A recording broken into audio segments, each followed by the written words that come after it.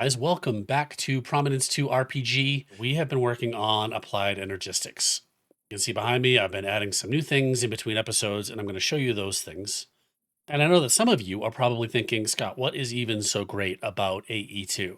Well, I'm going to tell you what's so great about AE2, and then I'm going to show you what's so great about it. So stick around. First, let's open up our meteorite. I set this up in the last episode. See how we moved this meteorite from way over there to the north, and we cracked it open with create. That was a fun project. We spent most of our time last episode down here, just getting started with AE2. If you're rolling in from that video, a lot of this stuff is exactly the same. I did add some new things. Like I said, I was going to add some new storage cells. I've got some 16K storage cells and even a 64K storage cell. I've been moving stuff over from Tom's Simple Storage. I added another energy cell. This is a dense energy cell, which holds 1.6 million energy units. You can see here, we've got 7,000 Certus quartz crystals right now. It's like been just a couple real life days since it's over here, since we set up this annihilation plane. So if you're thinking to yourself, you got to get a whole bunch of flawless crystals over here, set up a big array of them. There's really no need. Basically, with even one flawless crystal and an annihilation plane, you're going to have all of the Certus quartz you will ever need. I promise. There's no need to set up some major thing. You might add more growth accelerators around a single block. That will speed things up even more.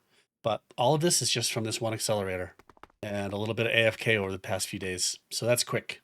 I spent a lot of time throwing crystals and redstone into pools of water to make this Fluix crystal. And then ultimately I set up this mixer setup here to make it for me automatically. So I just wanted to show you this quickly. This is where the shafts were running down underground. We flip this thing on. It's a really simple belt setup. So there's a mixer recipe in Create, which basically just takes in a basin of water, the same ingredients that you'd throw into water. Let's just throw in some stacks of redstone charged Certus quartz crystal and nether quartz. They come out of these belts. I've got filters that are set to just send one at a time. Mixes them up, sends them out here on the output belt. And we've got all kinds of Fluix crystals growing here. So that's pretty great. The reason I've got this coming down 3 belts separately instead of just sending all the ingredients down a single belt is that a basin you can see how it fills up different stacks of things, and it only holds 16 of something. And if you send an entire stack of, say, redstone dust, it'll fill up those 4 slots with redstone, and it won't be able to take in the other ingredients. So I send them down one at a time so that it pulls them in one at a time, and it just kind of keeps it flowing evenly. It's probably a better way to do that. This is how I've worked it out. So that's pretty cool. I've also got one lonely sheep here. Someone mentioned in the comments that I should get a sheep farm going because applied energistics requires a lot of wool to make smart cables. And this one guy is producing all this wool. There's some pretty cool wool enchantments. And I spent way too much time rolling villagers to get these. But I have shears in here with chromatic aberration on them. And that's what gives all different colors from the wool, which is pretty fun. I do not have a worker exploitation book which doubles wool but damages the sheep. I don't think I would even want to try that if I had it because I don't want to replace that sheep. Let's produce some wool. And I have the growth serum on here. Sheep have a 50% chance to instantly regrow their wool. With those things on it, producing all kinds of different colored wool. So this is pretty cool. So we're good for wool. So it's pretty slow producing wool, but I spent a lot of time in here, and I think I'm just going to accumulate enough wool as we go. Here's my master plan. I want to make a big, giant tech center, and applied energistics right here in the middle of this is going to be the center of it with its controller, and we're going to branch out with ME networks in all the different directions. So we'll send it over there, get the ore output from our mine. We'll send it way over here where there's a tree farm. See that going over there where we get logs. Also, we'll send it over here into the create factory to use all those create machines with applied energistics. And we're going to automate all these things, pulling in resources, automating the use of these machines, all from a central location. That is what is great about applied energistics, my friends. All right, let's head back downstairs. Through the magic of video, I added another staircase here. Now, as I think I mentioned last time, a single run of cable on an ME network only supports 8 channels. And I've added some smart cable here, which is the same as Fluix cable, except it shows you visually how many channels are getting used. Otherwise, you just have to kind of work it out. And I've got this maxed out. I cannot expand this anymore by adding any more ME devices on here, like this import bus. Let's break it so we can kind of see what's happening here. Now there are 7 channels being used. Terminal is using one. This storage bus is using one. There's another storage bus up there for a total of 7. And if we add this back on here, see that 8th channel gets used up. If I add something else to this network, like interface, the whole thing breaks. There's too many channels getting used. So if your network ever dies and you don't have smart cables to tell you what's going on, that's probably what happened. The way to expand further is we need to add some controllers. And those look like this right here. This ME controller is made with Skystone blocks, Fluix crystals, engineering processors. We've got plenty of engineering processors, which we've made with our processor automation. Skystone blocks are actually made by smelting Skystone. Let's grab some Skystone and let's head over to our Create factory and cook up the Skystone in the smelter. And this is what I'm talking about. We're running all over the place with all our different machines everywhere. And we just don't need to do that. We will be able to, just from the ME terminal, just kind of press some buttons and all these things will happen for us automatically. All right, hitting back. Okay, so if we stick some Skystone up in here, now we can make some of these controllers. Oh, here we are running around again. All our Fluix crystal is up here.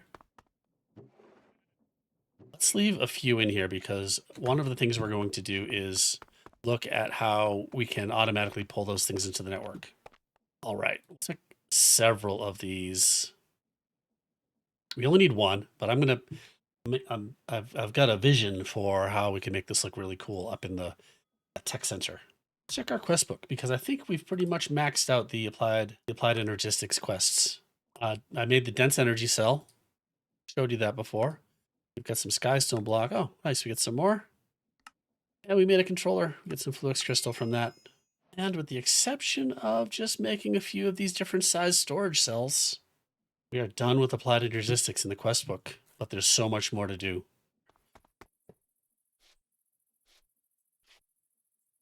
Maybe we'll start with a controller that kind of looks like this, like a hole in the ground, and we need to dig our way over there into our basement.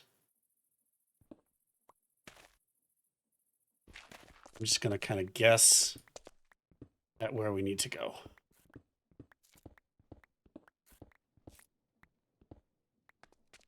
That was a perfect guess. Okay.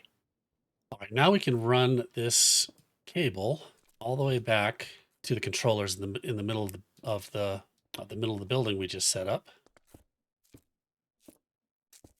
If we connect this to the terminal up here, there we go, and we see it light up. It's getting power now from the energy acceptor that has the power coming into it. The whole thing now is lighting up. For a second, let's steal our terminal. We'll make another one. And we can stick our terminal on here now. There we go. Because we're connected through that Fluix cable that runs all the way down there, we're connected all together and we can see what's going on. We can also see what kind of power with the controller, what kind of power our network is using. So we're using about 60 AE per tick. We're generating 90, so we're in the black. You can see all the different things we have connected to our network that is using power. Okay, so the way we get past our 8-channel limit on cables is by using controllers.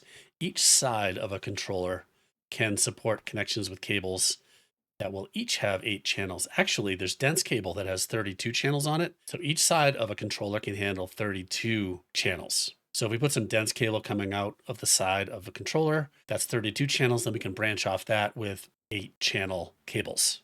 Okay, let's set up some auto crafting. For that, we need a number of different things. We need molecular assemblers. Start out with 8 molecular assemblers. We also need pattern providers, which is one of these things right here. We need 8 of those. We need crafting storage, which is where all the ingredients are placed when crafting is happening. We're out of logic processors. Let's go make some more of those while it stops raining. Okay, now we've got almost a stack of logic processors. This is what I'm talking about. There's so much work that crafting up all the ingredients for these different things. Auto crafting is going to save us from all of this craft and grind. I'm leaving this stuff in this barrel because there is a storage bus on this barrel, which basically treats this barrel like a little bit of storage on our ME network. That's what a storage bus does. We can connect it to a barrel. We can connect it to a massive create vault. It will act just like the storage drives that we have been creating. All right, back here at the controllers, we just need a couple more things. We need a co-processing unit, a crafting monitor. We technically don't need. Okay. So let's put our crafting computer right here. So there's the co-processing unit. Did I not actually didn't actually make this thing because I had to go make the logic processors. There we go. So co-processing unit. I think these things need to be in a solid square. So let's add another 1K crafting storage to this thing. There. That way we get 2K. So when we see this, it turns into a more solid unit when it needs to be even. You can't have like L shapes, that sort of thing. And now we'll connect this thing right here. And now it's online. It just has to be connected to our network somewhere. And let's put down a piece of smart cable. I'm being stingy with the smart cables because they're expensive and hard to craft. Okay, this whole thing right here is using one channel. So we can put a whole bunch of these things, 7 more of these things on this one run right here. And this will kind of be our computer section right here. And over here, we'll make the assemblers. So here's an assembler. It basically just crafts stuff automatically. And we connect it with a pattern provider.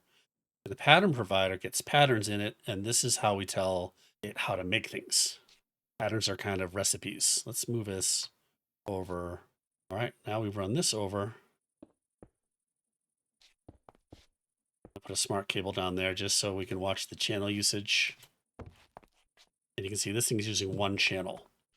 Pattern provider uses a channel. The molecular assembler does not. And now we need a pattern encoding terminal. We put this right here and on our dashboard. So now we can make patterns with this thing. This is like a crafting terminal, but we put patterns in it, which we can make like this, which is a blank pattern. Just need a ton of these. Put them right in here like this. Next, let's make a pattern for smart cable. It's this Fluix ME smart cable right here. We're in the pattern encoder, and it's just like a crafting table, except for we can tell it to add it to a pattern. So now we can put this inside the pattern provider. If you hover over it and hold shift, if you have multiple patterns in your inventory, you can see what it is. You drop it in here. And now our crafting terminal knows how to make smart cables. Click craft.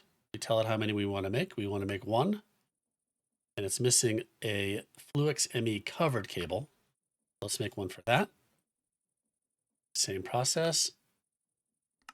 Add a pattern. It's going to want Fluix glass cable, so let's get ahead of it. We'll add a pattern for that. That's going to want quartz fiber.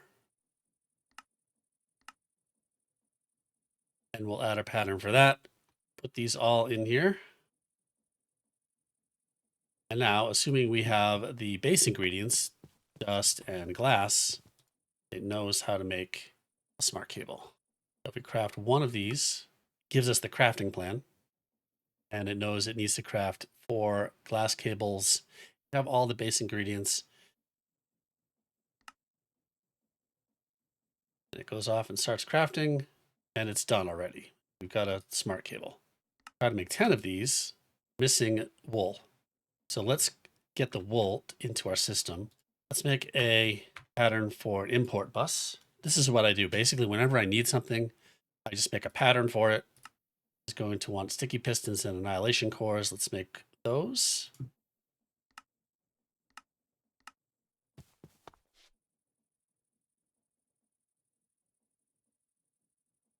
And in this way, we don't have to go through all the exercise for making an import bus.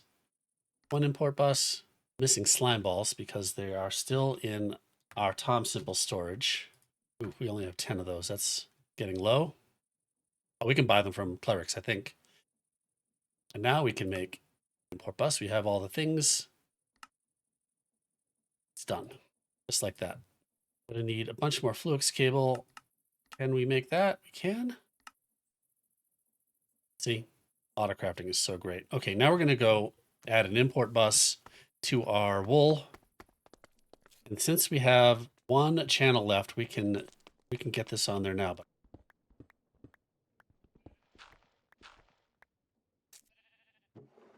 here's our barrel with all the wool in it. We add an import bus to the bottom of the barrel.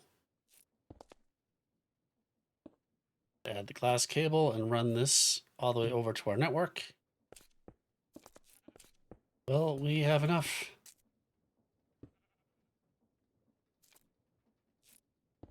Just enough. All right, that is going to start pulling all of the importing automatically, all the wool in. You can see them dropping slowly at first, and then it picks up speed. We can add acceleration cards to the import bus, just like we did to the inscriber.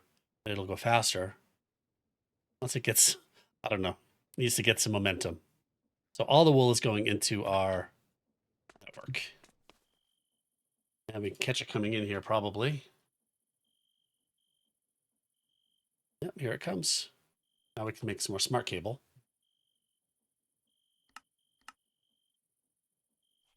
I'm going to change our pattern. See, the covered cable wants brown wool. Accidentally caused it to specify brown wool. So you shift right click in the air with a pattern, you can clear it.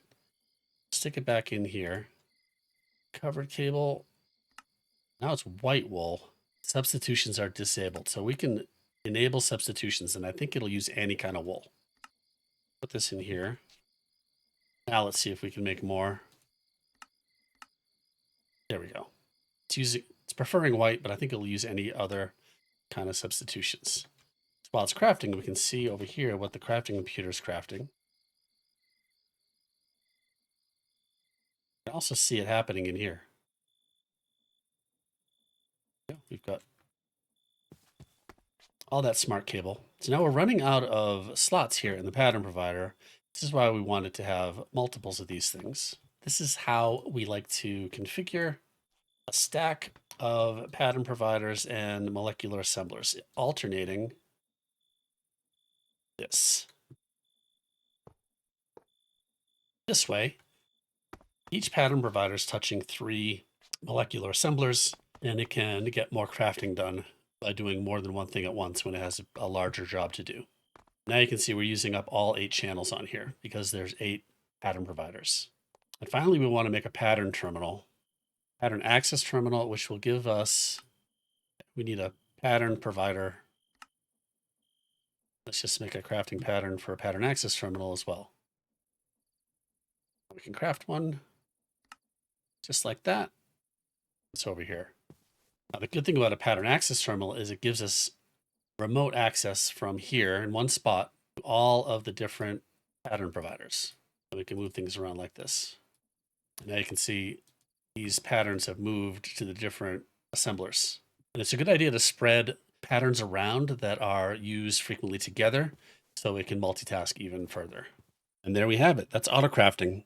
In case I haven't really driven the point home on how amazing this is, I created all the patterns to make a 64K item storage cell, which is made up of basically 1K, well, 64K storage cell, and those are made up of 16s, those are made up of 4s, and those are made up of 1s, and it's a lot of crafting to make a 64K item storage cell.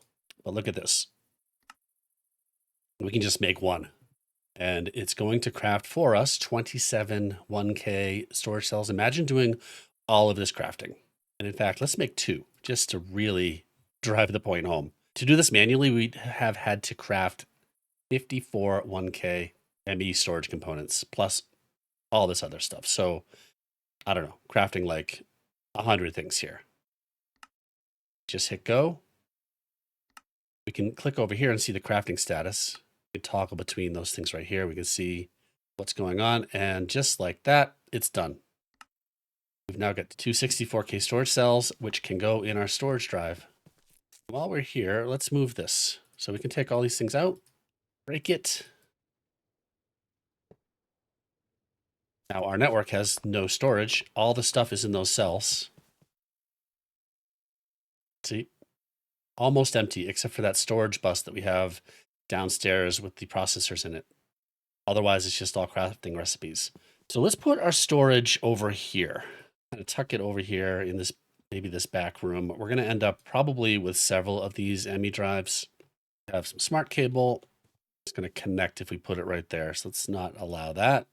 There are ways around that, and I'm going to reorganize this whole thing.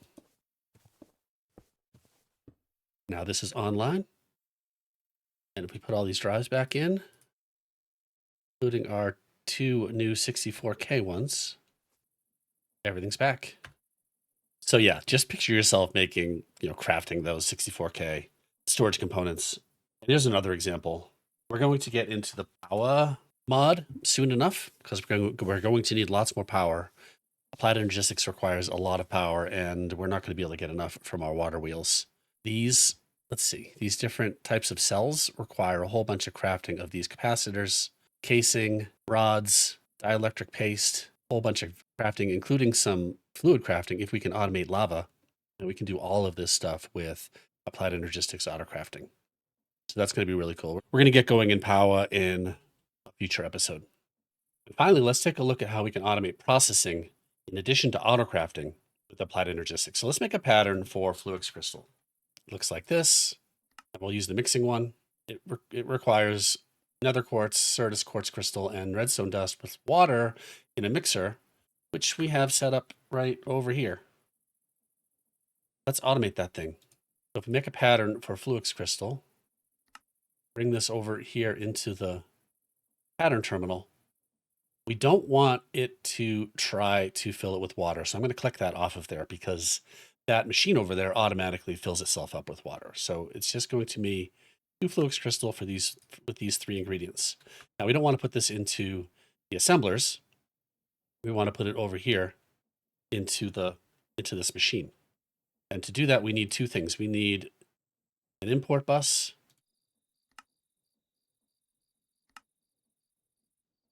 Okay, there's our import bus. We need a pattern provider. There we go. Okay, with our import bus and our pattern provider, let's go automate this thing. So the input is right here, and we'll just put the pattern provider on here. There's 2 formats for the pattern provider. For things like this, it's easier to use this kind of flat one, because we can just stick it right on here like this. It works the same way. We can put this processing pattern in here, Fluix crystal, and we need to connect it to our network. So let's kind of go through the floor here. And the output is going to, let's see, how can we get to the output chest from below here? So we'll go through the floor. And on this, we'll put an import bus. I forgot Fluix cable.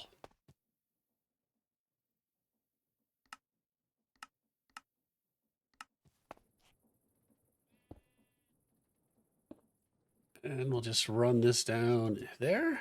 And we'll run this one down.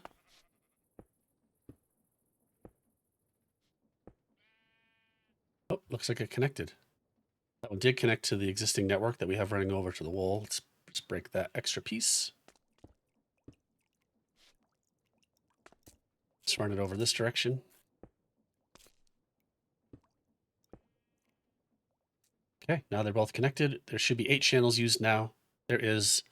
Let's go clean that up and then watch it make some Fluix cable. Okay, so what's going to happen is the pattern provider is going to put the stuff into this barrel, and it's going to process it like we saw earlier, and it's going to come out in this barrel, and this import bus is going to pull it back into the network. All it needs is to see the output from its job come back into the network, and it will mark it as completed. So if you already have some, you can see there's a little plus on there. Press on the scroll wheel like this, it still gives you this amount to select. So you can craft some even if you've already got some. Can we make 50? Can.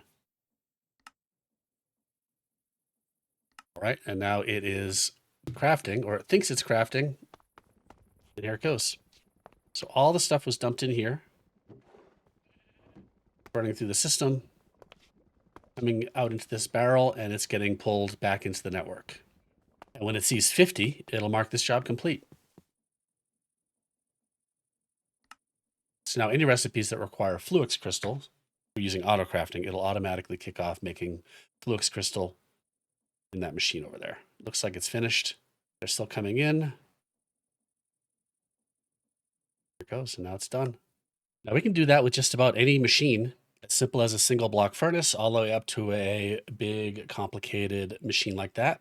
As long as the pattern provider is positioned on the input side, if a machine can output on the same side that the pattern provider is on, the pattern provider will pull the output back into itself. However, on something like a furnace, the output's the bottom, the input's the top. You're gonna need to put an import bus on the bottom and the pattern provider on the top of, say, a furnace. Next, I'm going to automate all the different machines around here, or several of them. I'm going to go off and do that, and then I'll kind of do a showcase of all these machines working with auto crafting. We'll do the smelters, we'll do the crushing wheel, maybe the tree farm over there, get things all connected into our ME network. All right. I have been away for days in real life setting all this stuff up, and I just want to go through it quickly. There'll be hours of video building all this stuff, so let's just do a kind of showcase of what we've got here. If you'd like to see a tutorial of any of these machines, let me know. I think I'm pretty excited to do maybe some AE2 specific tutorials, not specific to the mod pack we're in. Here we go. Let's look first at channels and power. Power is definitely becoming an issue. We're generating 270 or so AE per tick, and we're using almost that much. The way we're keeping up with that is down here. Power central right here. We've also got a bat problem here in our basement. We've got 4 vibration chambers. They're each producing up to 40 AE per tick using charcoal blocks that we're automatically generating. These export buses just keep these machines full of charcoal blocks. We have auto crafting for charcoal,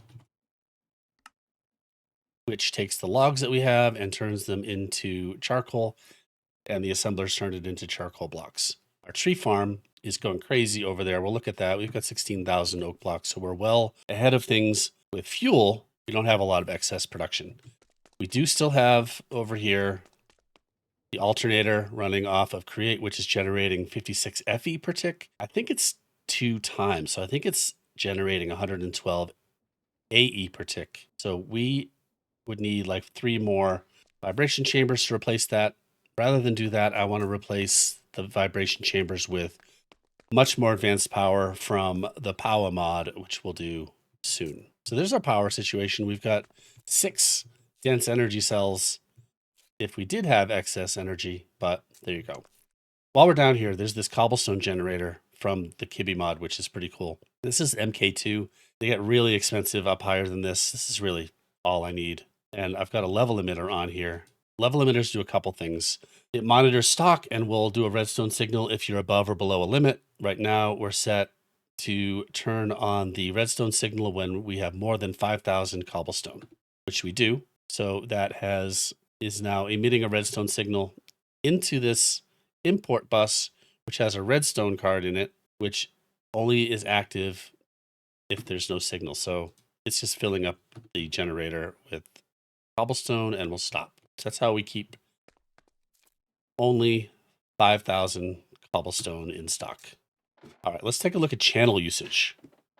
This is another thing that is tricky with applied energistics. We've got a number of runs coming out of our controller here. Remember, a face of a controller can support up to 32 channels, and that's what we have going here with this dense cable coming out. So we've got this dense cable. We're using 16 of these channels. Each of those 2 assembly, you can see these regular smart cables are maxed out, but we can feed 32 channels into this dense cable just in one side of an ME controller. Another one right here, we've got just 3 channels for our 3 crafting computers. You can see we're always making charcoal blocks. We've also got some storage monitors here. They don't use channels. It just gives you a look at how many of something, one item you have in the network. So I was keeping an eye on gold and iron with those. Over here, we've got a dense cable coming out. We're using 8 channels on this, which is getting split off into 3 directions here.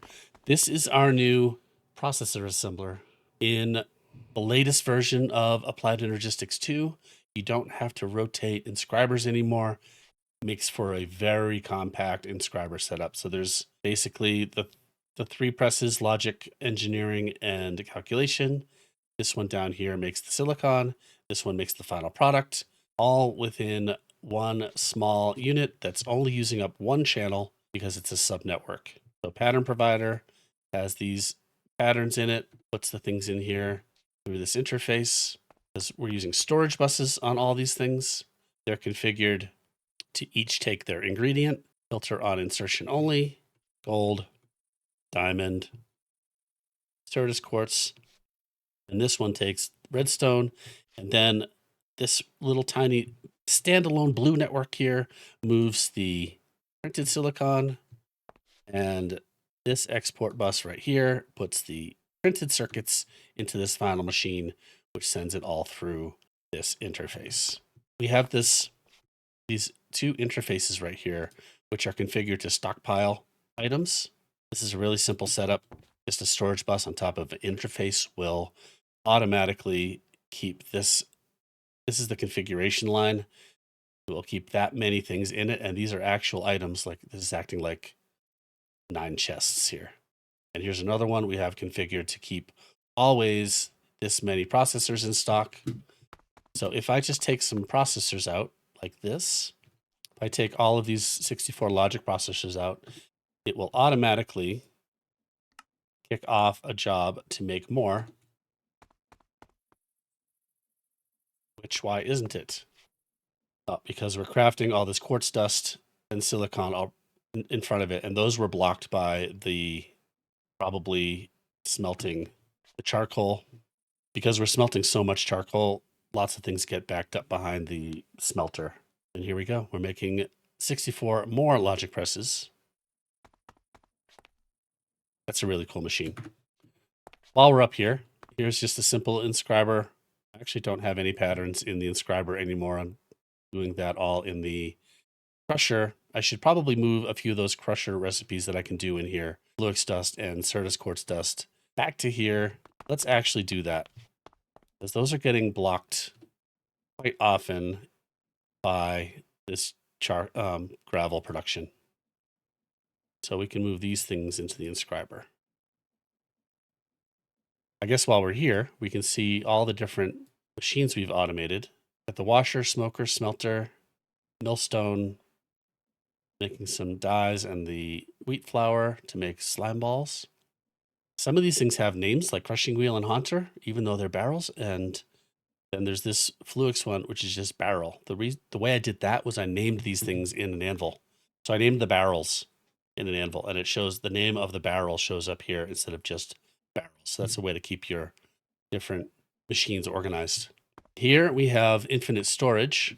So you see here, we're only using 8 channels, which is 1, 2, 3, 4, 5, 6, and a couple more out here. I missed counting, but we've got all of these ME drives, which each take up a channel. So over here, we're using 5 channels, but by the time it comes out here, it's just 1 channel because we've got a storage bus pointing into an interface. So this storage bus is masking what's behind it. We've got an entire subnetwork over here, and it's powered but not connected to the main network because of this quartz fiber breaking it. So we can, with this method, put basically an infinite number of storage devices behind it.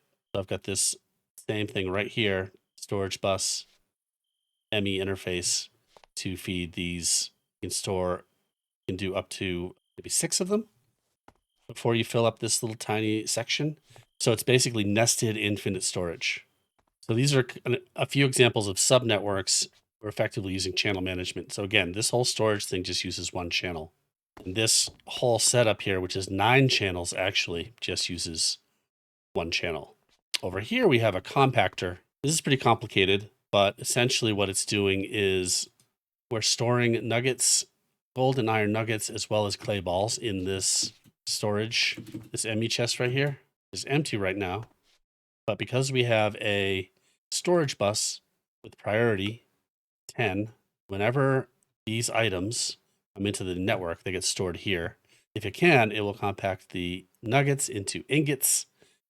With this pattern provider, we've got a crafting storage right here, and it has just a little mini subnetwork of crafting. And then when it's finished, it dumps them back out into the main network. So it never really keeps very much in here. And again, it's only using one channel for this whole setup right here. So these are some subnetworks. So we've got, just off this run right here, 8 channels, but we're using probably 20 channels in here. And over here we have a block breaker with an annihilation plane with 14.4 on it. And there's 2 ways to do this. There's patterns right here. So we make glowstone dust out of glowstone with this pattern provider whenever it needs it. But we also have an export bus, and we can put any blocks in here. Let's see what we've got a lot of. Watch this thing work because it's fun. Okay, so we have coal ore. We've got 64 coal ore blocks right here. Let's just drag this down into the export bus. Going to start out slowly because we don't have any accelerators in here, but it picks up speed quickly. And if we come back here, we can watch the coal come in and go. I'm going to start speeding up much faster now.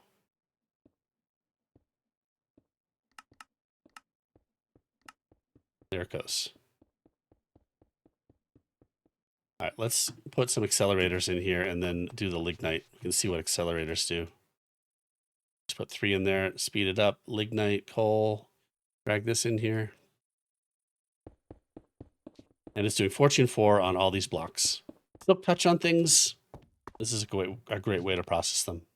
So now whenever I put coal and lignite, they'll automatically get processed because I've got them set up here in the export bus. All right, that's all these machines up here. Let's go downstairs and see where else we have channels running. So this one right here is just a smart cable with 8 channels. This is running over to our create machines and Certus quartz production. We'll go look at that. This one right here is running down to our power section over here. This is using, let's see what it's using. Put some smart cable on this. We're using 6 channels right there. And right here, this is running over to a few different places. And this cable right here, it's running down there. It's running over here to the create factory. This is our lava production. And so this one controller face is doing 14 channels in all those different locations. And the way we're managing this is through this P2P tunnel. P2P tunnels take dense cable and run it through a single channel in other cables. So we've got basically these 32 channels running through these 3 channels in this cheap Fluix cable. And it's using 3 channels because we have 3 P2P tunnels connected to it. One here, one over in the crate building, and one over here in our lava farm. So here we have a lava farm with infinite storage. The same setup is upstairs with the drives. We've got storage bus, interface pairs. Storage bus, interface, storage bus, interface. Likewise, all the way down here to an ME chest that has a fluid cell in it. And this is storing all the lava that it's collecting from these cauldrons with dripstone. And each of these cauldrons has an import bus with an acceleration card. The acceleration card is required because an import bus without an acceleration card in it does not pull a full bucket of liquid. Therefore, it would never pull a bucket of lava out without an acceleration card. So this is kind of expensive, but in a really cool way to get lava. I believe this only works in Fabric. So if you're playing a Forge mod pack watching this and trying this, I think it won't work. At least it wouldn't back in version 118, 119. I don't know if Forge fluid processing with cauldrons has improved, but this works on Fabric. So you can see each of these things is got 8 channels. which is 6 cauldrons, which is 6 input buses plus an interface and a storage bus. So this little tiny subnetwork here. And I'm making them different colors because if they were the same color smart cable, they'd connect in between. So that's why I use different colors here. So that's pretty cool. Here's the other end of the P2P tunnel right here, connecting into this dense smart cable, which is just using one channel. This whole thing is a subnetwork, one channel being this storage bus, and it's got this giant infinite storage network behind it. This is a really powerful subnetwork right here, this infinite storage. Okay. This runs over to the Create factory. And again, this one up top running through the ceiling is running over here to this right here. We've got 6 things on here. We've got 3 Create machines over here, and we've got our our Certus quartz production over here. Something that I've been meaning to do, let's put a quick level emitter on here because we've got like 17,000 Certus quartz and we don't need to fill up our network with these. So what we'll do is put a toggle bus on here. Let's see, let's put it right here. And connect it back again. Now, the way this works is this toggle bus is offline because it is not receiving redstone signal. So we'll put a level emitter on here.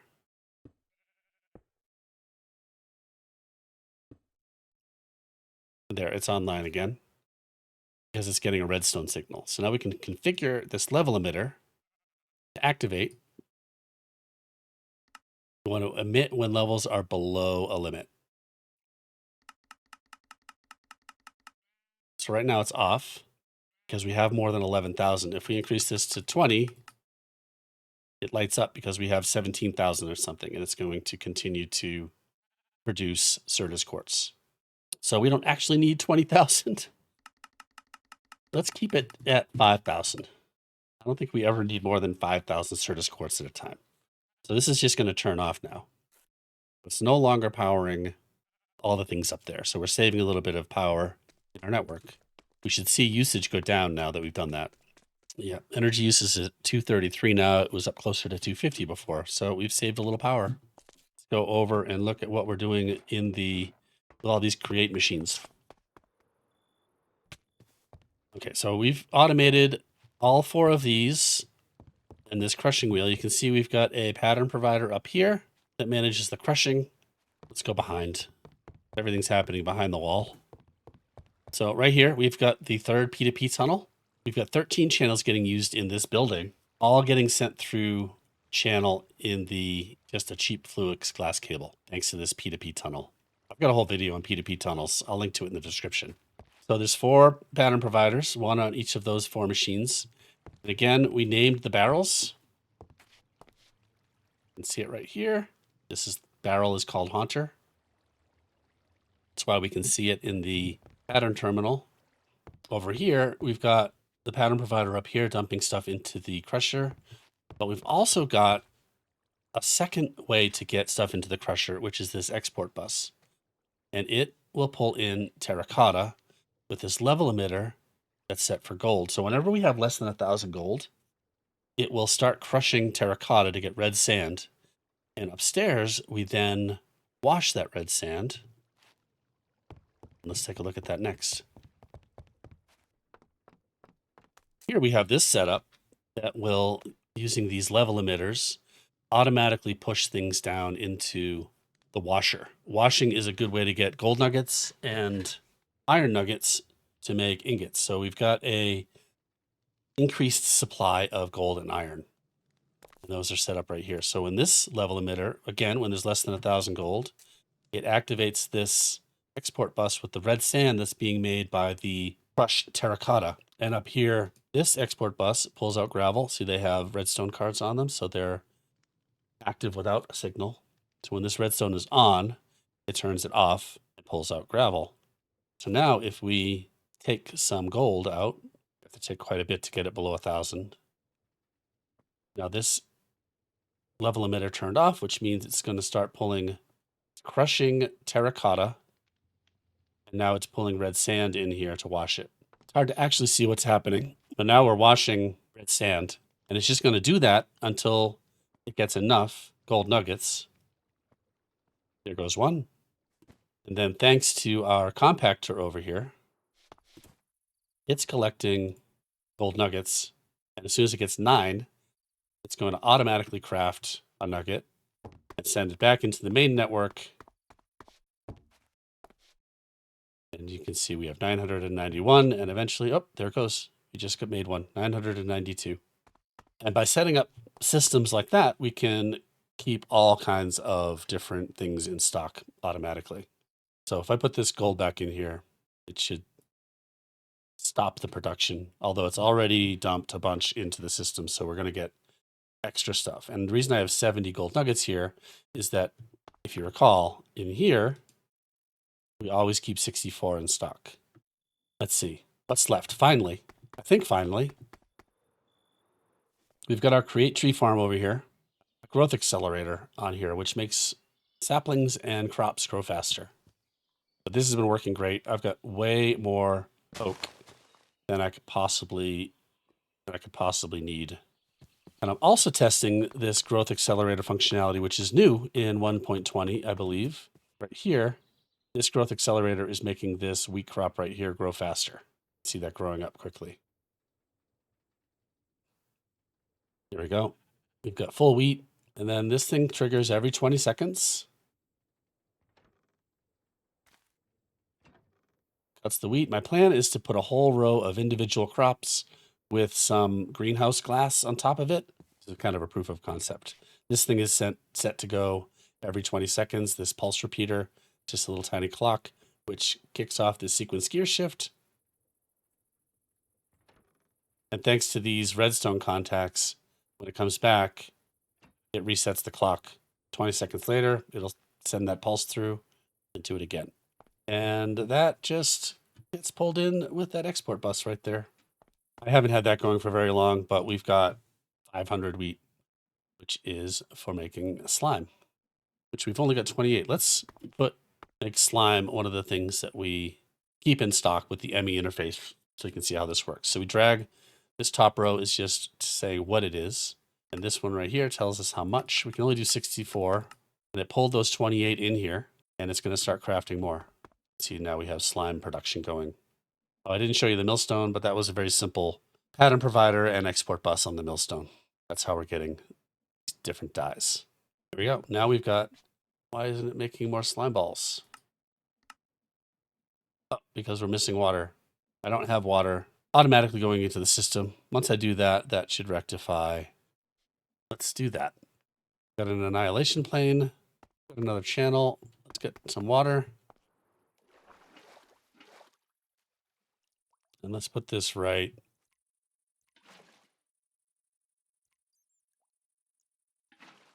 Infinite water supply, annihilation plane right here. Let's see, how can we do this?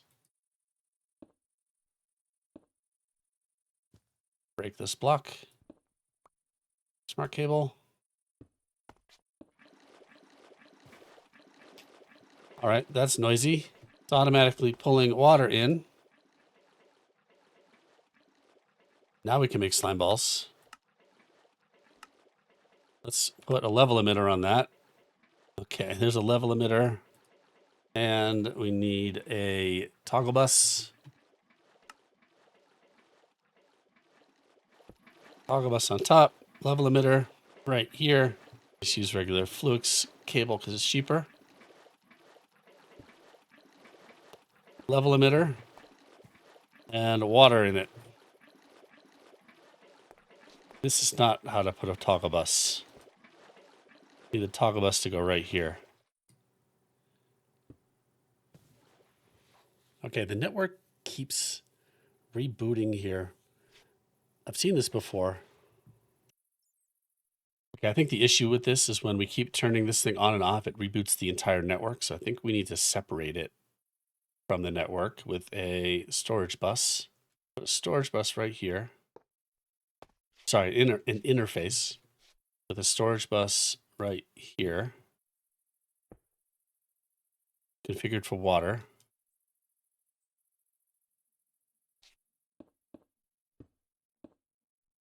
That should pull water out of here when this is activated. This right here, separate this from the network fiber.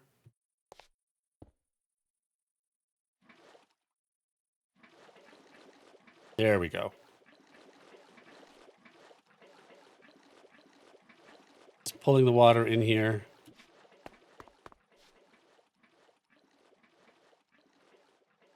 It's filling up our water stores. When this reaches 1,000, that level emitter should turn off and turn off that toggle bus.